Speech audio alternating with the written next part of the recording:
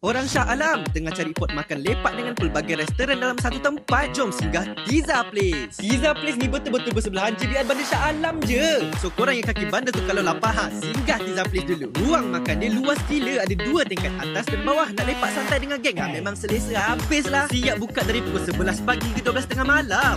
Ayam gepuk cabar, pedaskan sambal kacang dia pedas berlemak. Tambah pula dengan Jogja cheese sauce ni, kena lah. Nak tak pedas? Try nasi ayam combo special. Tauge kicap campur nasi ayam memang ngam. Nasi kukus pun ada. Kari dia pekat memang kau lah. Tak nak nasi? Try Ezo Sizzling Yimi. Datang panas-panas atas hot plate. Siapa tak kenal Ahmad Fried Chicken? Ayam besar pedas juicy gila. Tenders pun ada. Crispy meleleh bila cecah sos. Crazy cheesy. 10 ketul cheese bite best untuk share. Kedai pisang cheese pun ada. Pisang cheese set, keropok leko, keledek goreng semua dari harga RM10 je. Air, jangan risau. Pizza Place ada sediakan air sedap-sedap macam Motor Series, Current Mint and Sangkut Mint fresh dan sejuk tekak. Nak pencuci mulut pun ada. Try Big Yam dan pistachio. Wajib order kalau datang. Best kan? Makan puas, harga best, pilihan banyak, tempat pun selesa. So next time kalau korang blur nak makan kat mana, terus datang ke Pizza Place Shah Alam.